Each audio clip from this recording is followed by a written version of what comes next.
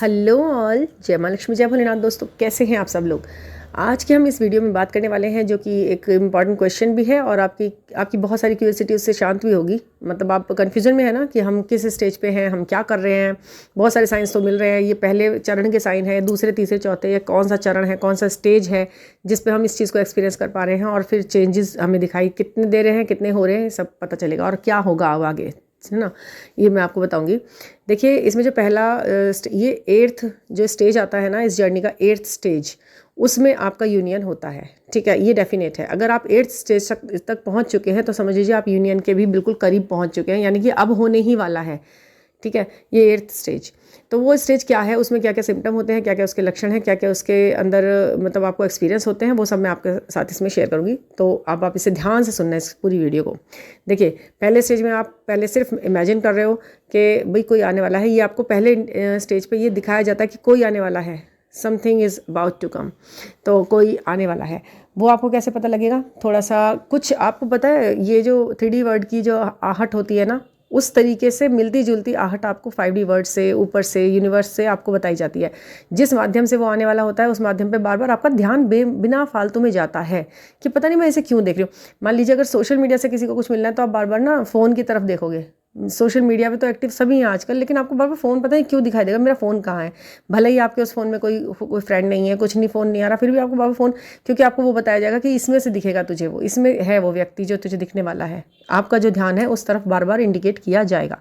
या आप देख लेना कि जिस भी माध्यम से आपको वो मिलने वाला है, यानी कि अगर कोई इंसान, मतलब मैं एक छोटा सा उदाहरण दे रही हूँ, मतलब ऐसे जो सोच कर कि क्या क्या बना सकते हैं। तो जैसे किसी को कोई इंसान रेंट पे आना है, ठीक है, रेंट के रूप में पीजी बन के आ रहा है कोई, तो आपको ना उस पीजी वर्ड बार बार सुनाई देगा, या किसी के पीजी के बारे में आपकी बातें आपको सुनाई देंगी, या आपके घर में कौन पीजी रखा था, इस पर बेमंदा मतलब में ही आपका इंटरेस्ट बढ़ रहा है, कौन आ रहा है पीजी पे, कौन आ रहा है पीजी पे, इस तरीके से आप बोलेंगे।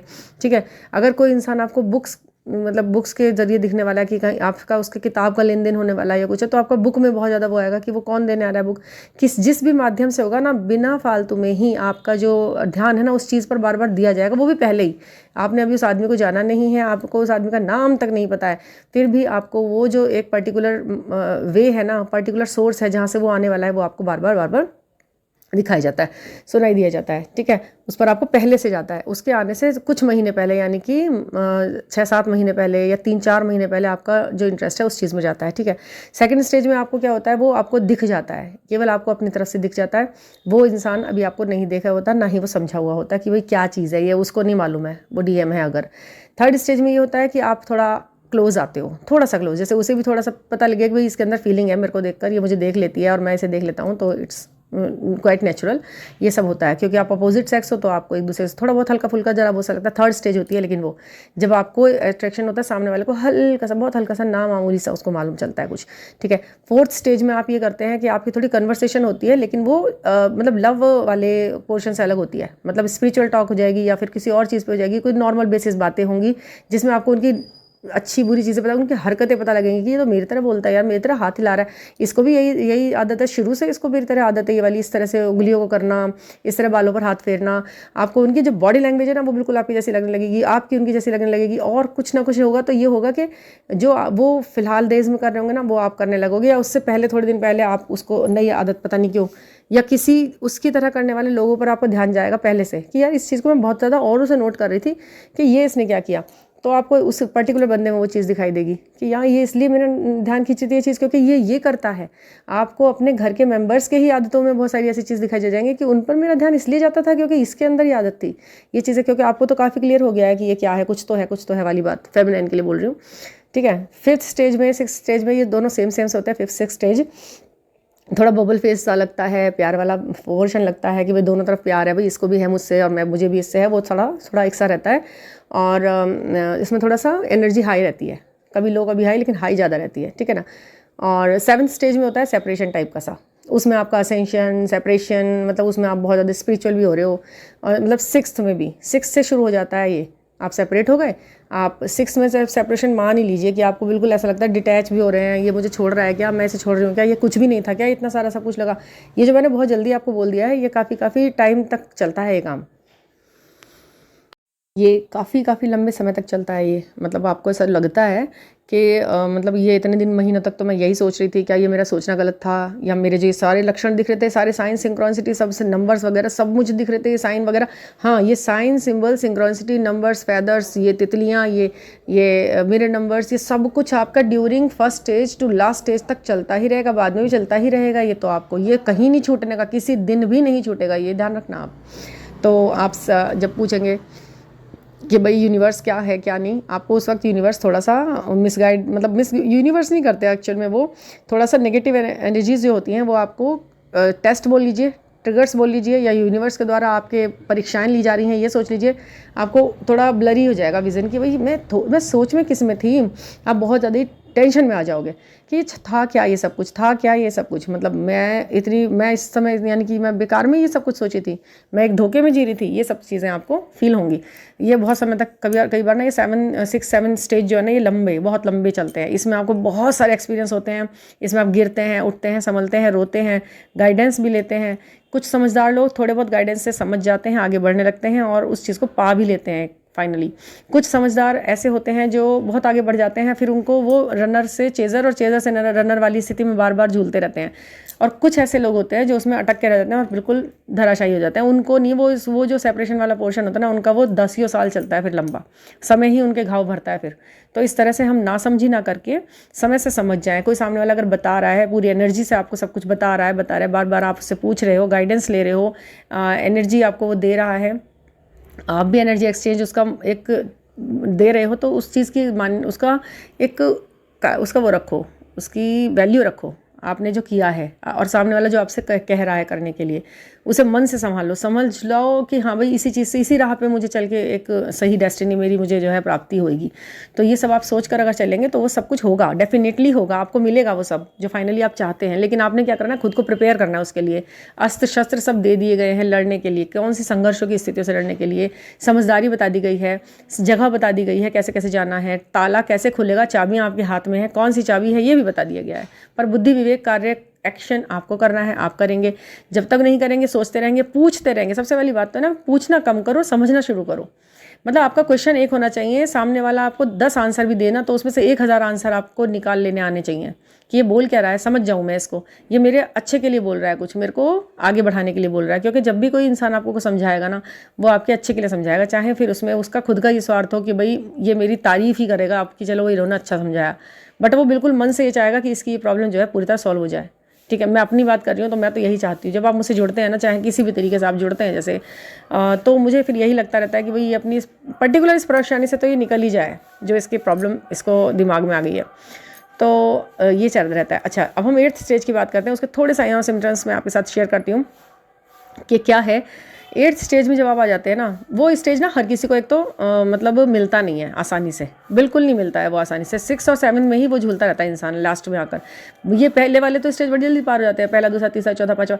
ये 6 और 7 स्टेज जो है ना, ये बड़ा मतलब इंसान को झुला के रख देता है, हिलाता ही, आगे पीछे होता ही, इसी में पेंडुलम की तरह घूमता रहता है वो। और जिसे इससे आगे निकलना, 8th तक पहुंचने के लिए ही सारे संघर्ष हैं ये।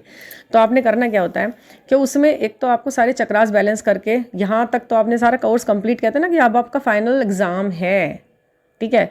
तो अब जब एग्ज़ाम फाइनल है तो 7 जो सारा सिलेबस आपने पूरा कर लिया है, 7 चक्रास आपने पूरे कर लिए हैं, आपने अपने मन को पूरी तरह कंट्रोल में कर लिया है, ब्लेमिंग एनर्जी में आप बिल्कुल नहीं हो, जो भी कुछ है सब यूनिवर्स द्वारा गाइडेड डिसाइडेड है, ये आप मान चुके हो। किसी इंसान को दुश्मनी की नज़र से नहीं देख रहे हो, कुछ भी अगर गलत हो रहा है तो उसके कारण खुद को मान रहे हो, ना कि सामने वाले को। ये सब चीज़ें आपको अपनी लैंग्वेज पे पूरा का पूरा एक कंट्रोल है, आपको दूसरे से कोई एक्सपेक्टेशन नहीं है। तो जब किसी से एक्सपेक्टेशन बिल्कुल बंद हो जाती है कि हमें जो करना है अपनी लाइफ में हमें खुद करना है, हम अपने खुद ही गिवर हैं, खुद ही रिसीवर हैं, खुद ही अचीवर हैं, ठीक है। जो हम कर रहे हैं, जो हमें मिल रहा है, चाहे वो सुख है चाहे वो दुख है, हमने अचीव किया है अपने ही कर्मों द्वारा। जब हमें इस तरीके की चीज़ें पता लग जाती है ना, और इस पर विश्वास हमारा बैठ जाता है बिल्कुल पूरी तरह से, तो आप समझ लीजिए कि हम काफ़ी आगे, थोड़ा सा आगे हम आ चुके हैं, ईश्वर की नज़र में हम आ रहे हैं। एंजल नंबर्स दिखाए जा रहे हैं, इसीलिए दिखाए जा रहे हैं कि हम एंजल्स हैं और आपके साथ हैं, ठीक है। और अपना मजबूत करना, गायत्री मंत्र का जाप करना, अपना और क्लीन करना, और हर स्पिरिचुअल चीज़ में थोड़ा सा इंटरेस्ट लेना कि हाँ भाई ये चीज़ ऐसे है वैसे है, हर चीज़ को एक अलग ही दृष्टिकोण से देखना, तो वो है एक चीज़। तो यहाँ पर आप पहुँच गए, ठीक है। अब 8th उसमें स्टेज पे जब आप पहुंचते हैं ना, तो उसमें क्या होता है, आपको सबसे पहला एक्सपीरियंस आपको ये होता है कि आपको थोड़ा थोड़ा सा ये जो स्ट्रीम आपकी नदी का बहाव, प्यार का, प्रेम का बहाव, दरिया सिर्फ एक ही जगह बह रहा था ना, वो अब आपको 2 जगह डिवाइड हो जाता है। एक तो आपका उस ट्विन फ्लेम के प्रति आकर्षण में, प्यार में, केयर में, ठीक है। दूसरा जो उसकी दूसरी स्ट्रीम निकलती है वो जाती है आपकी जिम्मेदारियों पर और आपके सोल पर्पस पर। आपकी जिम्मेदारियों में आपके मदर, फादर, पापा, मतलब जो भी आपसे जुड़े हुए लोग हैं, आपसे छोटे बड़े, आपके बच्चे हैं, आपका फैमिली है, जो भी है, उनकी जिम्मेदारियां आपको लगती हैं कि ये नंबर 1 है, प्रायोरिटी है मेरी। और मैं ये बताऊंगी कि प्रायोरिटी आपकी हमेशा वो व्यक्ति होते हैं जिन्होंने आपको जीवन में लाया है और जिनको आपने जीवन में लाया है। ये 2 तरीके के रिश्ते जो है, इनमें आपका बहुत बहुत ज़्यादा इन्वॉल्वमेंट होना बहुत ज़रूरी है। अगर आप इनके प्रति नर्चरिंग नहीं है, इन्हें आप फॉर ग्रांटेड ले रहे हो या इन्हें साइड में डाल रहे हो, सेकंड नंबर पर रख रहे हो, तो ईश्वर आपको सेकंड नंबर पर, क्योंकि आप को देखकर ही ईश्वर और यूनिवर्स सीख रहा है कि आप अपने से छोटे पर जो आप पे आश्रित है उसके लिए आपका क्या रवैया है। आपका रवैया ये है कि आप उन्हें फॉर ग्रांटेड रखो, आप उन्हें वेटिंग में रखो। अगर आप वेटिंग में रखोगे तो ईश्वर आपको वेटिंग में रखेगा। अगर आप उन्हें गिविंग नेचर में रहोगे, थोड़ा उन पर ध्यान दोगे, बस अपना नहीं सोचते रहोगे, तो ईश्वर आपका यही सोचेगा, आपके लिए उसका यही रवैया रहेगा। ईश्वर आपसे सीखता है, ये यूनिवर्स आपसे सीखता है कि आपके साथ कैसा व्यवहार करना है, ठीक है ना। तो अपने नीडी पर्सन्स को आपके साथ कैसे, आपने बोला आपसे छोटे हैं, जो आपके साथ काम कर रहे हैं, मतलब किसी भी स्तर पे, ठीक है, उम्र में छोटे हैं या ओहदे में छोटे हैं या स्टैंडर्ड वाइज थोड़ा सा, मतलब किसी वजह से वो अपना स्ट्रगलिंग फेज में है, जो भी है, मतलब तो उसमें आपको उन्हें, अगर आप उसके समझ रहे हो, आप उन्हें दे रहे हैं अपना बेस्ट, आप उनके लिए कर रहे हैं, तो ईश्वर समझ जाएगा कि ये है, इसे मालूम है कैसी प्रॉब्लम है, इसे कैसे फेस करना है, कैसे किसी की हेल्प करनी है, कैसे उन्हें निकालना है।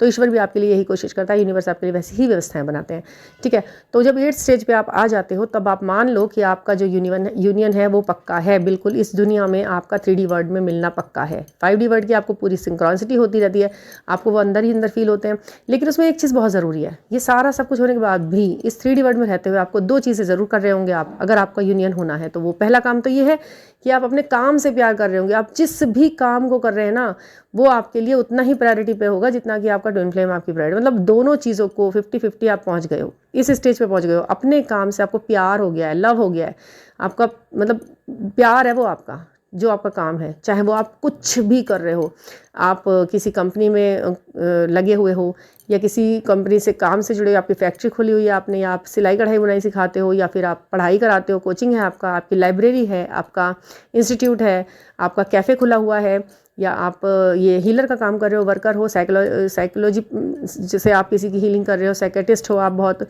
अच्छे हो, आप डेंटिस्ट हो, आप डॉक्टर हो, आप लॉयर हो, आप कंसल्टेंसी का वर्क करते हो, कुछ भी काउंसलर हो, कुछ भी कर रहे हो आप, तो ये सब चीज़ें आपको मज़ा देने लगेंगी, इसमें आपका मज़ा आने लगेगा, आपको लगेगा कि मैं इसमें अपना 100% दे दूँ। केवल एक प्यार ही नहीं, कहते ना वो, इस मोहब्बत के सिवा और भी गम है कितने तो वो जो है एक प्यार ही प्यार नहीं, आपको अपने वर्क भी नंबर 1 पे प्रायोरिटी भी दिखाई देने लगे, अपनी अचीव, आप जिसके लायक हैं उसके लायक आप भी तो, मतलब उसको भी तो अपने उसमें लेवल में लेके आएंगे ना वो आपको। अपने महादेव ने क्या किया था, महादेव ने, शिव ने शक्ति को अपने लेवल पर लेकर आए थे, वो एक तरह से, पूरी तरह से उन्होंने बिल्कुल उन्हें उसी तरह साधना करना सिखा दिया था, तपस्या करनी सिखा दी थी, उसी लेवल को टच करना सिखा दिया था जिसे वो भूल चुकी थी कि मैं हूँ। वो उनका अंश थी ना, तो अंश भूल चुका था कि मेरा अंश कैसा है आधा। भाई एक ही चीज़ के 2 पार्ट हैं जब, तो दोनों एक ही लेवल पे होंगे ना। मैं ये नहीं कहती कि हर कोई मतलब पैसे में अंबानी और खूबसूरती में मिस्टर वर्ल्ड और ये बन जाएगा जब भी वो उसका असेंशन होगा, उसी जब भी उनका रियूनियन होगा। नहीं, आपका बेस्ट वर्जन क्या है, आप क्या हो। एप्पल है तो एप्पल का हाफ पार्ट एप्पल जैसे ही होना चाहिए ना, वो बेर जैसा तो नहीं होना चाहिए या संतरे जैसा तो नहीं होना चाहिए, ठीक है ना। समझ रहे हैं ना आप मेरी इस बात की गहराई को, समझिए। अगर वो जिस स्टेज पे अपने आप को स्थापित करे हुए हैं आपके डीएम्स, आप भी कम से कम अपनी हायर लेवल पर जाकर अपना बेस्ट करते हुए उस चीज़ पर आपने अचीव कर लिया, तो मान लीजिए कि अब आपको उस मिलने से कोई नहीं रोक सकता। अगर ये चीज़ें अभी आपने नहीं अचीव की हैं तो थोड़ा सा अभी वेटिंग में हैं आप, है ना। ये है आपका एक फाइनल लुक। आप सोच वाइज, कर्म वाइज और अचीवमेंट वाइज बिल्कुल उनके लेवल पे आ जाते हो अपने बेस्ट करते करते। लेवल यानी कि ये नहीं है कि वो अगर मतलब महीने के 2 लाख रुपए कमा रहे हैं या 50 लाख रुपए महीने के कमा रहे हैं वो, तो आप भी उतने कमाएंगे, बट नो, वो उनका बेस्ट वर्जन है। बट आपका बेस्ट वर्जन हो सकता है कि कुछ मान लीजिए 20-25 हज़ार है, बट वो आपका बेस्ट है, आप उसमें खुश हैं, आपकी आत्माएं उसमें खुश हैं, आप अपना सोल पर्पस भी कर रहे हैं और अपना अर्निंग भी कर रहे हैं। जो भी आप कर रहे हैं, लोग आपसे खुश हैं, अट्रैक्ट हो रहे हैं, और आप केवल एक ही दिशा में नहीं सोचे चले जा रहे हैं, रो ही नहीं रहे हैं, रो रो के अपने तकिए नहीं गीले कर रहे हैं आप रात भर। आप बस अपना जो है सोल पर्पस भी कर रहे हैं और सोच रहे हैं। जब भी आपको टाइम मिल रहा है, ठंडी हवा का झोंका आपको हिला रहा है, आपके मन को हिला रहा है, खुश दे रहा है, और उस हवा के झोंके में जब आप सोच रहे हैं तो वो उसके बारे में सोच रहे हैं, फिर अपने ट्विन फ्लेम के बारे में आप जब सोचते हैं कभी मन से, तो वो आप उसके बारे में सोचते हैं। जब आपको रिलैक्स टाइम मिलता है ना, जब आप फील करते हैं तो फीलिंग में वो है। जब आप वर्क करते हैं तो वर्क में आपकी आत्मा का जो उद्देश्य है वो है ना। जब आप जिम्मेदारी निभाते हैं तो आप उन लोगों के बारे में सोच रहे हैं जो आप पर डिपेंड हैं, ठीक है ना।